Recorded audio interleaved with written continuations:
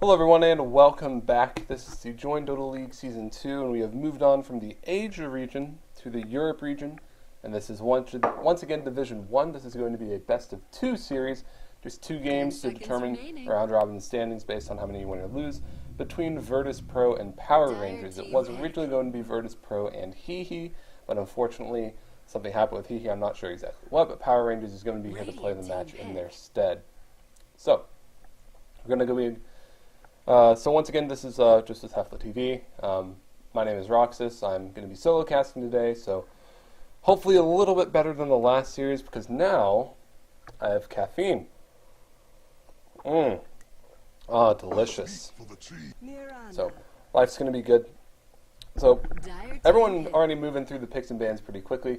Going to be banning out Batrider and Tree, pretty standard there as well. And then VP kind of showing their hand a little bit. They ban out the AA and give PR the chance to ban out the dire side Lycan. Well, they don't. They choose that they want to ban Wisp instead, so they go ahead and ban the Wisp. And Virtus.pro, they pick up their dire side Lycan, so they can go full push, they can do whatever, but normally when we see this, people are like, well, 10 seconds remaining. We got Lycan, boys. You want to just push 5 and seconds remaining. then win the game? And like, yeah, sure, but we'll see what they're doing with the second pick. In the meantime, Power Rangers insta-block pick the Nature's Prophet. Lycan and Nature's Prophet can kind of just win games on their own sometimes.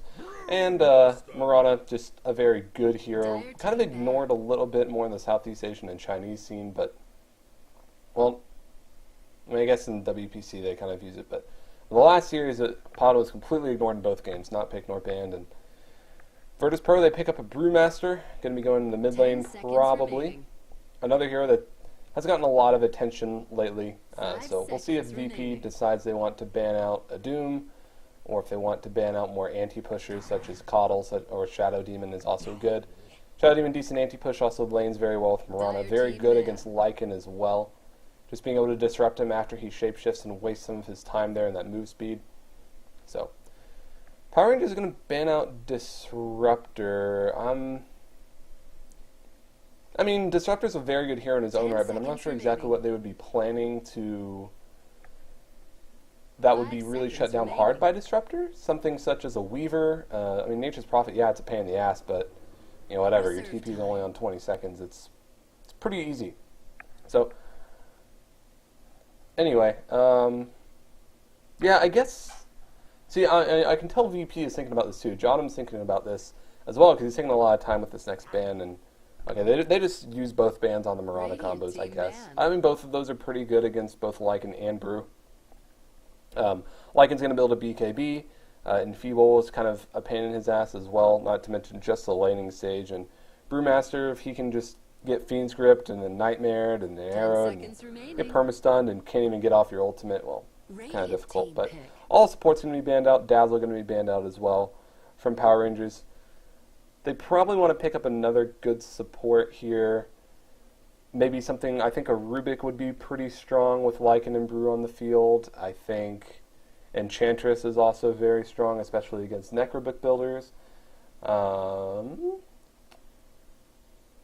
else would be good? 10 seconds remaining. You could go full global. You could, like with the Nature's Prophet. So you could go, well, I guess AA is off the board. I'm thinking Rubik or Enchantress both sound very good here. For different reasons, of course. But the thing is, the third pick it locks you into your draft so much. So we always see so much time taken here. And I've already thrown out all my ideas, so I'm going to drink some coffee. Ooh, that's hot. Sorry. Thought of the Lena line. Okay, Sand King. Sand King makes sense. A bit of a greedy-ish support just because you don't really want him. Okay, yeah, VP block picks the Rubik, but also Rubik is actually pretty decent against Power Rangers as well, but yeah, good hero. Anyway, pseudo block pick, pseudo really good pick, all-around good pick.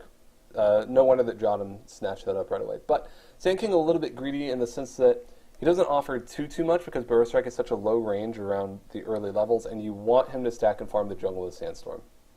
And he's not necessarily out of the lane from level 1, someone like Enigma, someone such as Enchantress or Chen. But he's going to be out of the 5 lane a seconds bit, and if that goes a bit poorly, he's forced to stay in the lane. You all aren't getting that much experience. He's not the greatest roamer for the same reason of Burrow Strike being low range, and they kind of need to go for someone with an extra setup. Normally you would have a Rubik, you would have a Shadow Demon. Those are kind of the heroes that we normally see in conjunction with the Sand King. They could go with a support Naga Siren if they really wanted to. They could get a Vengeful Spirit. I love Vengeful Spirit. I think that's one of the best supports in the game.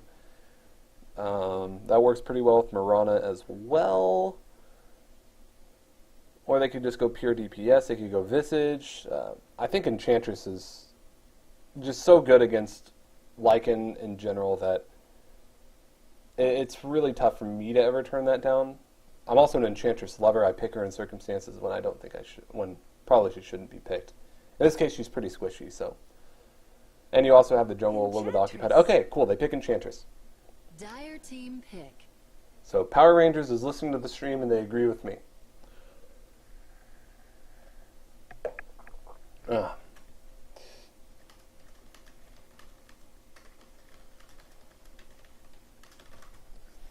So, last pick coming up from Virtus.pro. I'm going to be looking for their offlane. I'm going to be looking for a secondary support.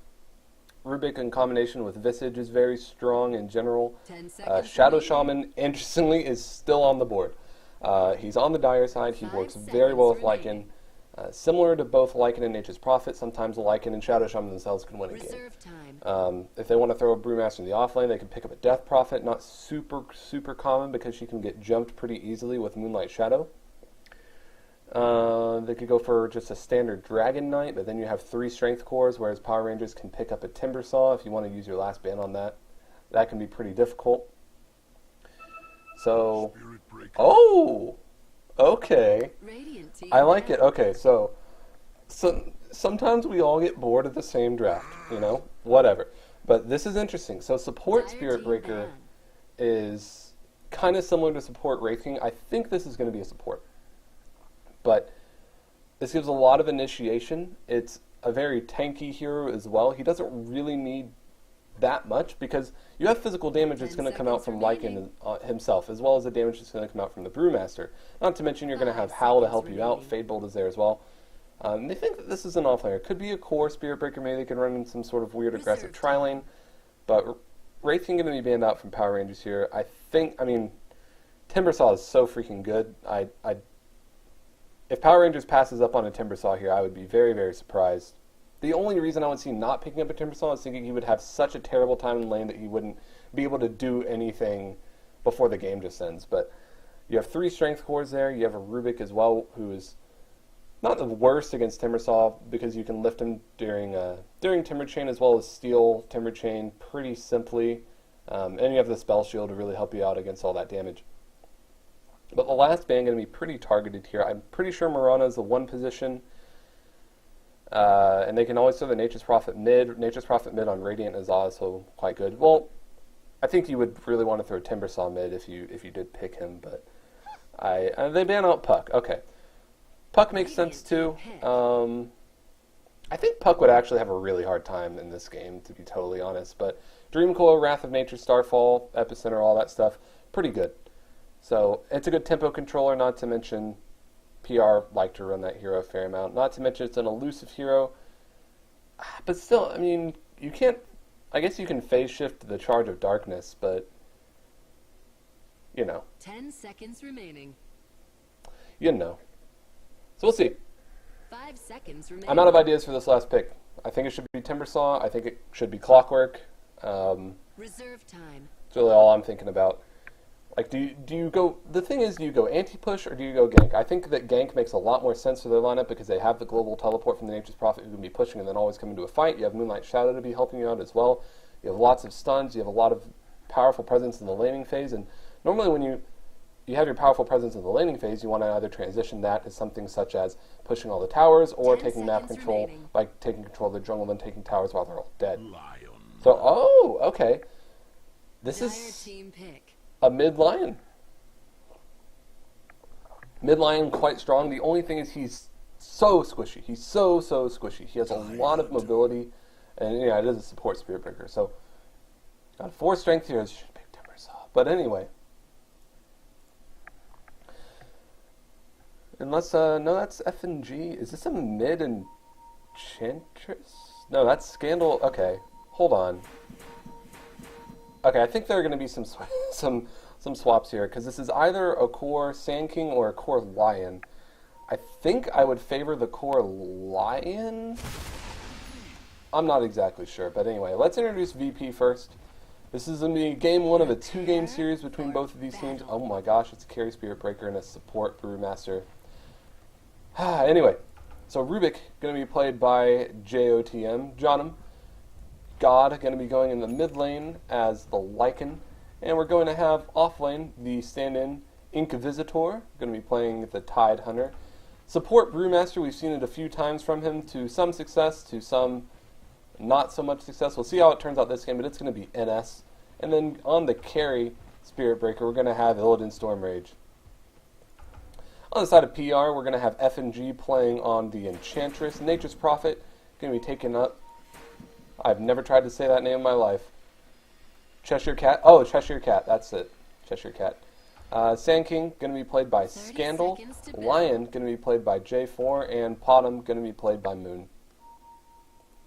So we'll see if there's any switch up here. It looks like it's a support Enchantress, so she does have smoke wards and all that sort of jazz. Lion, did he buy the Courier? Yeah, he did. So it's a carry Sand King.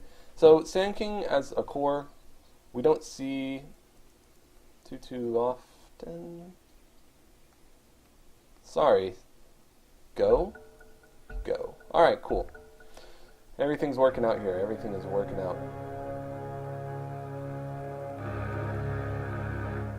Oh my gosh, everything's really quiet in my ear set. Alright, cool, there we go. Should be working out. But yeah, so core Sand King... Wait. Why is he not going mid? Okay. I don't know what that was about. If he just chose to not block his creeps or something, but anyway, the thing about core Sand King is this support scales very well with levels. People kind of start playing him as support, not really because he didn't scale well with items, it's just he just didn't need a whole lot. If he has a full mana pool, gets the epicenter off in the team fight, he has his contribution. His right clicks are whatever, but you get something like Heart, you get Shiva's Guard, Veil of Discord, Aghanim. This hero can do a lot of damage. Top lane, smoke. Gonna be dispelled. Oh, Charge of Darkness is there though. NS is coming up. He has clap skill. There's a telekinesis as well. Telekinesis coming on back and trying to body block, but there's a clap as well. Cheshire Cat. He might be going down. One more right click. 44 HP. He can't tango. He has shared tangos. Johnum is there as well. One more right click. Is he gonna be first blood? Illidan gets the first blood on Cheshire Cat. In the meantime, the bottom lane, Tide facing a little bit of trouble as well. In the mid lane, Enchantress was going to be ganking onto God right there. So lots of action all over the map. Inquisitor had to salve up a bit, but going to be taking a lot of damage. At least he has a point in Kraken Shell first before going for Gush and has a Stout Shield, so it has a lot of damage block. Enchantress through the line. So F and G knows where he wants to go. He's going to get double Centaur in a couple of seconds here, unless he wants to try to go on the bottom lane. But enough about Sand King doing really well with items, particularly as a 1v1 mid laner. Caustic Finale is such a pain in the ass for any melee hero. You go up, you get a last hit, and you take 90 damage just right away in splash damage. And, not to mention, it pushes out the lane so that you can actually get some pretty good rune control with this hero as well. Is there... I keep looking at the minimap, making sure I don't miss a kill, because I always miss kills, that's what I do. But Caustic Finale just makes it so difficult to get up in last hit, especially for someone like God, who is not a particularly tanky hero at all. Lycan Wolves, by the way, being pain in the ass, just scouting runes as well. DD was picked up by NS.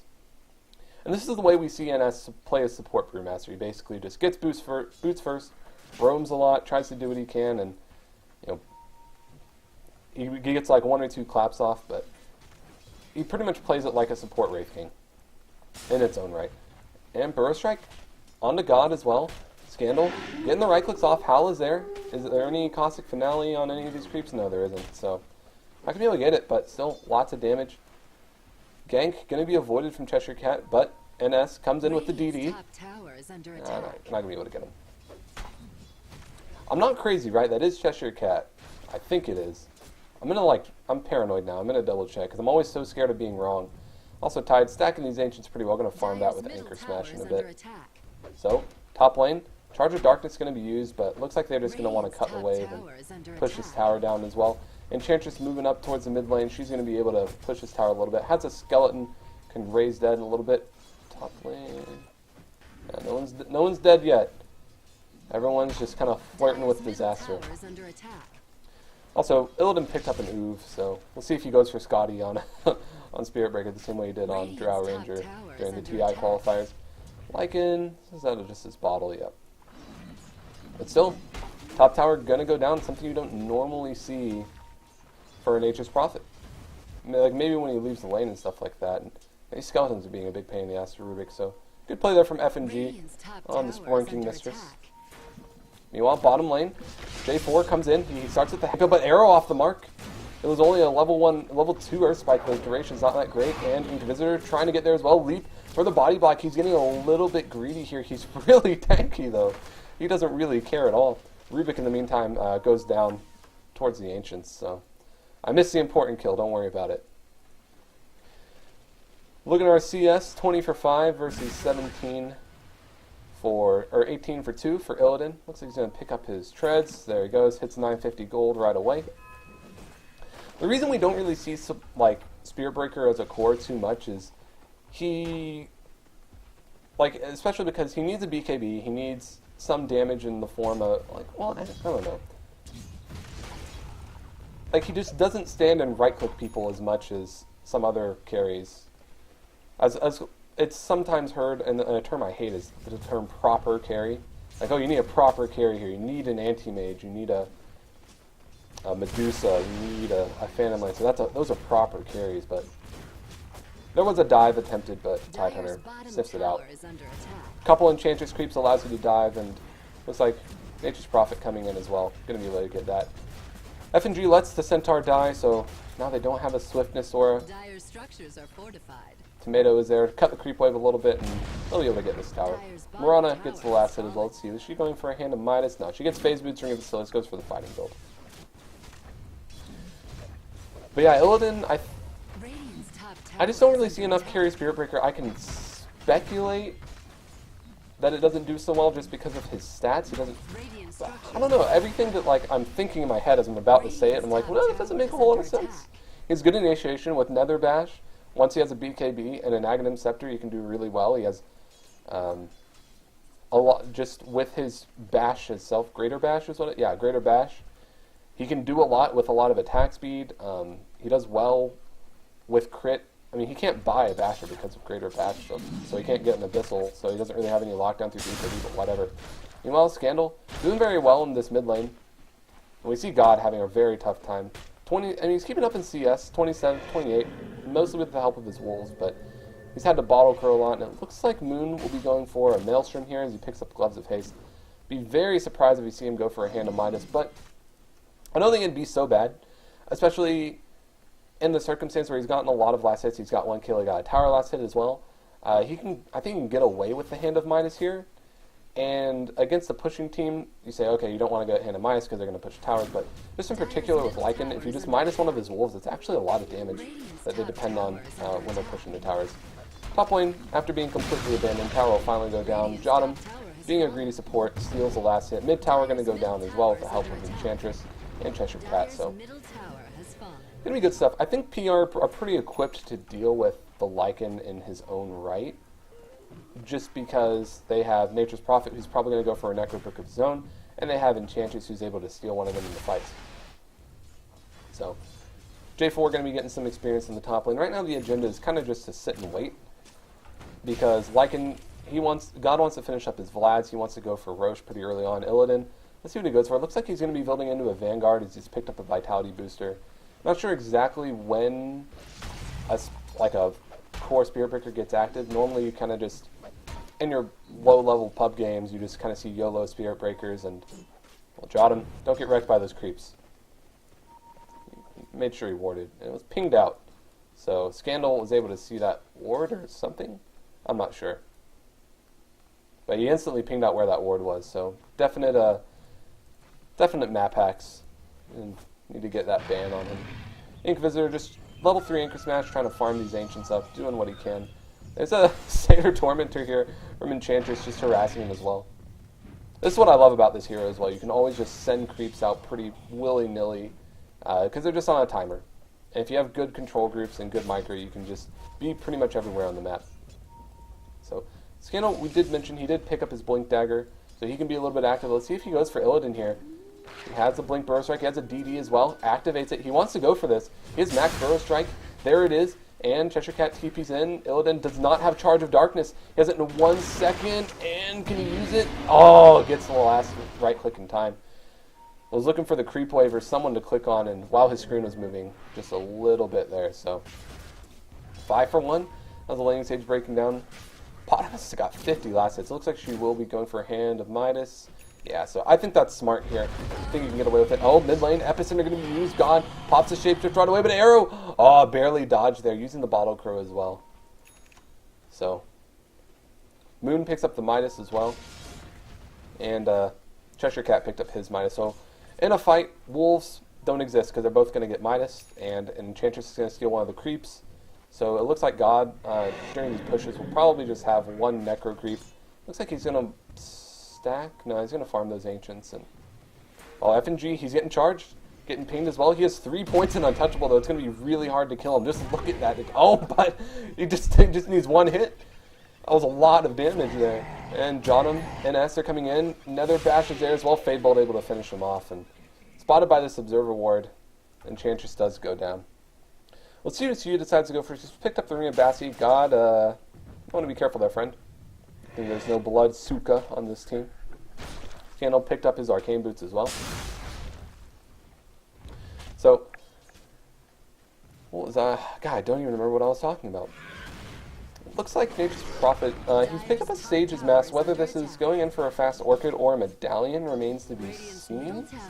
I doubt it's just a Ring of Basilius, but, oh wait, Lion has a Blink Dagger? How the hell did J4 get this farm? I guess I haven't seen him on the map. I guess he's just been farming this whole time. But still, Enchantress picked up a Smoke. She's still maxing Untouchable. She goes for the Imp at level 6. Normally, with some pretty defensive builds, you kind of just get the second Nature's Attendance where you get stats at level 6. And then max out the Untouchable. But there's a Smoke, and this Untouchable is, I think, targeted towards stealing Roche. And also, there's just a lot of physical damage. And before the BKBs come out, that's going to be her main line of defense. J4 trying to see if anyone's going to come farm this top lane. He has a Finger of Death. He can burst down anyone he really wants. Inquisitor is there as well. And Enchantress goes with the aggressive Urn build. I like this. So normally we'll see like Treads, Urn, Basilius as the aggressive Enchantress build. Because you go out, you get a decent amount of strength. You can start getting some Urn charges right away. It gives you a decent amount of mana regen. She now has 2 Sage's Masks in this build. And being an int hero, she has enough as it is. NS might be spotted out here. Oh, never mind. Bottom lane, Moon. He's going to be there. The TP is there. Blink as well from Lion. Finger of Death on the Illidan. There's the arrow to follow up as well. Wrath of Nature helps, and the last right kick from Lion able to get him out. Johnum, he's getting his mana drained, and there's a Hex if they need it, but 1 imp damage. Going to be able to take that out. So great TPs coming in all around and playing this lineup very well. In the meantime, Scandal, they're going to be pushing the top lane, and Scandal... Oh, I didn't even think about this as well. Sand King as a core makes a lot of sense from Caustic Finale. This guy clears creep waves like no other. You just put 1 Caustic Finale on everyone, and there you go. If you are really fancy about it, you can just, you come up to a creep wave, you're like, oh, hit you once, hit you once, hit you once, hit you once, and then Burrow Strike it, and they all just Caustic Finale almost at once. Regen Rune spotted bottom from Enchantress. Looks like she'll leave it and give it to Cheshire Cat here.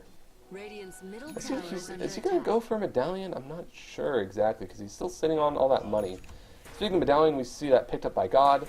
He's got his Vlads, he's got the Feral Impulse, got the max level Wolves. He's going to be trying to go for Roche, but we should expect Cheshire Cat, or we should expect FNG to be probably sending a creep down to just check. Pretty harmless, but the timer is now, as there are 4 heroes bottom. Charge of Darkness is there. Illidan going for Moon. He has a leap as well. Dust is deployed immediately, but the clap able to get him. Tidehunter actually secures that with the Anchor Smash. Treant was able to spot out God doing Roche, so they know that it's going on. Do they let it go? I think they have to, because Moon is down and their whole team is there. Plus, Scandal's top. He does have a TP. J4 is there. Let's see if he goes to try to steal this, maybe. Nah, but it's the whole team. I am not sure what the plan is here from J4. Unless he just wants to sap it. He can't get experience outside the Roach Pit. Tornado from the Enchantress Creep going to be coming in. Doing a lot of damage. Oh, but the Epicenter coming in from Scandal. Burrow Strike is there as well. Illidan on such low health. J4 comes in as well. But Lion, he gets used up by the Brewmaster Ultimate. Inquisitor, he gets sprouted up as well. The imp damage doing a lot, but double Burrow Strike stolen from Johnham. There's a Telekinesis as well. Cheshire Cat, he's seeking out. Boulder Smash is not going to be there as well, but Moonlight Shadow is used. Johnham, he's going to take one more imp damage to the face. He's going to be there. Killing spree there for FNG. NS, he's going down as well. And Moon, he's back in the fight. He has an arrow if he needs it, but NS is going to go down. Roche is sitting very low. Illidan coming in with Charge of Darkness on FNG, but immediately gets counter-initiated. YOLO, right? But, Arrow able to clean up NS as well. And here comes G. He's back alive again. And who's he going to go for? It looks like he's going to go for J4 very swiftly as well. Cheshire Catty's back here. Sprouts, he leaves Scandal in there, though. And there's a Darude, but J4 gets a kill as well. And Moon gets a kill. FNG, he's going to go down to the burst damage. NS is there. What's stolen? It looks like Starstorm is stolen, but Ravage is used. And they're going to be able to secure that kill. Are they going to be going for Roche? It's so close to get it. Sand King steals the Aegis. And that Epicenter right there was just perfect. I didn't even notice Scandal TPing in. So, a little bit of trash talk, I guess, or something like that. But big Roche fight going very, very much in favor of PR. And we can see that reflected in the EXP and gold grass. So, wow. Nice. Nice, nice, nice. So, Charge of Darkness. Let's see if Illidan follows through. Let's see if he follows through. Dire's top tower has fallen. That's also cool. Top tower does go down to Treants, though. So, and Necronomicon starting to be picked up here from Nature's Prophet. So, it's also cool. I didn't really think about... I mean, you think about Spirit Breaker to counter Nature's Prophet in, like, your low-level pub games, but... You don't really think about Spirit Breaker at these levels, and that's pretty creative from Illidan. All you have to do is just bring Dust, but he's farming pretty poorly. After that 1-0 start, he's got 4 deaths to his name. So he's being pinged out as he's being charged. It looks like he's going to be charging bottom lane. He's going for Moon. Moon is backing up immediately, though. Now I'm just holding this because I mean this is just easy camera work. Oh look, rune secured, easy, easiest rune of his life. So Tidehunter. He did finish up the mechanism. He went for treads as well. Doesn't have arcane boots. Really, really worried about making sure he tanks up. So he's not going to have too much mana for for Ravage as well as the mech until he gets his Shiva's Guard. Now Lion sitting on a fair bit of gold. Scandal, he actually finishes up a Vanguard, something we don't normally see. Bottom lane though, there is a tower push, not a dive, but Epicenter going to be used onto God, and Arrow falls up, but he's dead before he can even get there. Charge of Darkness is coming in. NS, he doesn't have his ultimate. He got frogged right away. But he dies to the tower right away, but here comes Illidan. Rubik is going to go down in the meantime. Nether Bash going to be able to hit on J4. Moon coming in, though. It's a 3v1. Illidan, he might be having a hard time again, and the Earthspike is there. J4 is dominating right now on this Lion. In the meantime, top tower goes down as well. Mid tower being pushed by FNG, and well, Maelstrom picked up by Mirana. This is looking really, really tough for VP right now. Like, props to them for experimenting with the carry Spirit Breaker, but it is just not working out so far. And Enchantress is on a lot of gold. It's only 16 minutes. You can still go minus. I mean, I always want to go minus on this hero, but that's because I'm a scrub. But anyway, you could. It wouldn't be so bad. But she has the arcane boots up. It looks like she'll probably be the mech carrier for her team as Lion. Looks like he's going to go for either a Force Staff or a Dagon. I think either of them have some pretty good merits. Scandal going to be scouted by the Wolves, but a little too late. Johnham, he gets arrowed, and Burrow Strike stolen. Going to be on the Moon. Moon's going to die. Scandal, he might be having some trouble as well. NS pops his ultimate, and there's the Aegis gone from Scandal. Is he going to be able to blink out? He should be able to blink out right away. But the Burrow Strike is there. He doesn't have Sandstorm. The Boulder Smash hits him again, and the Medallion is there. This is lots of physical damage, and he gets thrown up in the air by NS right as the ultimate expires. Nether Bash is there. But the blink out. Really heads up play there from Scandal. Is he going to the secret shop? He's going to turn on this. What are you doing, man? Charge of Darkness is there, but there's another bash. He hits the Burrow Strike, but Tidehunter ravages. Hits 2 in the backside of the fight. J4 is there looking for God. Cheshire Cat, he's going to TP himself out. It looks like he's going to be getting his Necro 2. He'll TP back into the fight. Imp damage going to be going on to God, but he can survive it. In the backside of the fight, it looks like no casualties just yet. So everyone going back, licking wounds, and no one writing obituaries. Region Rune spotted bottom as well, so it's going to be good for Scandal there. I'm curious to see what he goes for next. Probably either a Shiva's Guard or the Aghanim Scepter. Normally we see the Veil rushed by the support Sand King. Helps a lot, especially with the Stars. Yeah, he goes for the Veil. Okay, that makes sense. Helps with the Starstorm, helps with the Wrath of Nature, as well as the Imp damage is considered magical as well. Dyer's bottom which is under a fair amount. And Enchantress is about to hit level 11, so that Imp damage is going to be doing a fair bit. She's going to be able to keep her distance. And he binds the full-on Veil. Going to be able to go ahead and get that towards himself. Whereas Cheshire Cat, pretty close to the Necro 3, whereas Lycan hasn't even started on his. God has been pretty shut down, and Cheshire Cat actually... Enchantress actually has more net worth than him. This shows how well these team fights are going, and we kind of see Spirit Breaker just before he has a BKB just getting shut down in these fights, and that was just the change to Nether Bash where Nether Strike. What is Nether Bash? Is there a Nether Bash in the game? Oh, never mind, arrow going to be hitting on JOTM. No follow-up though, but it is a 5-second arrow from Moon. If he had a gem and it counted in these practice games, well then he would have notched 1 gem for his 5-second arrows. So, meanwhile, I think that PR should just be content to farm. They have a lot more control of the map. Roche is basically the only comeback mechanic coming in for VP right now. No Vanguard up on Illidan just yet. I feel like he hasn't had any item progression at all. Going to be pinged out a little bit here from J4. It looks like, what has he got coming out to him? It is a Dagon. Alright, so burst damage when you're ahead is very good, especially in combination with Lion, who has the Imp pool to deal with it. And you Finger of Death someone, you Dagon them, almost no one can survive. Basically, if someone doesn't have a BKB, J4 can maybe solo them. In the meantime, well, Nature's Prophet was sitting up pretty close towards the Rax and gets killed by Illidan. Still, looking towards Roche, this is so difficult, though, because your team doesn't really fight too well in Roche. Enchantress picks up a point booster, so she's going to be looking for the Aghanim Scepter. Doubt it's a Bloodstone. But Moonlight Shadow is going to be used to try to initiate. Scouts out 4, Scouts out 5.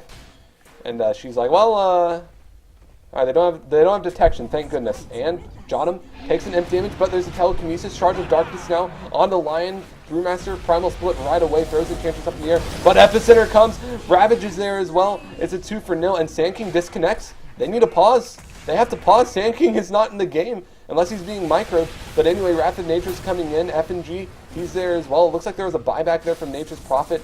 Rubik's going to go down. Inquisitor, he used his neck, but he's going to be taking a lot of damage as well.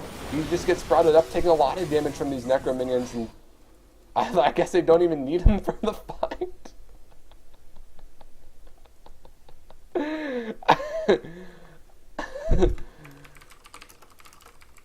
I'm not gonna.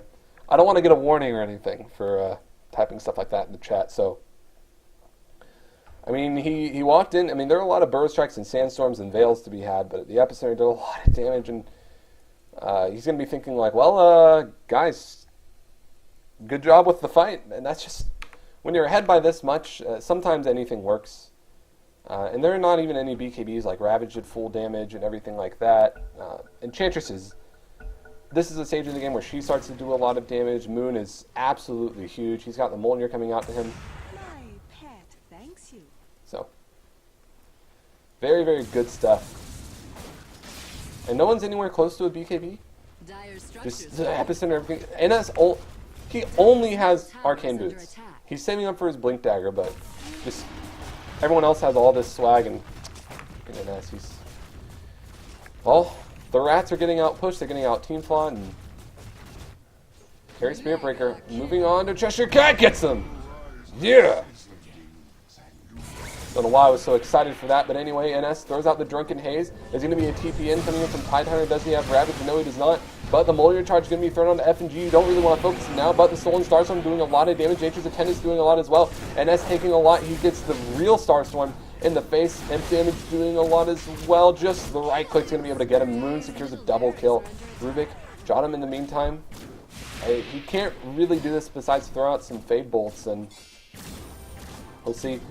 Midas from the creep, and telekinesis back, but leap forward. Stolen Starstorm doing a fair amount, but he's going to be able to live. He shouldn't get too greedy, as Illidan might come up pretty soon, but never mind. J4 blinks in. Oh my god, the finger of death. Gonna be able to get him. Actually, Mirana has secured it with the right click in the midst of all that. God, he's coming up. He's working towards his BKB.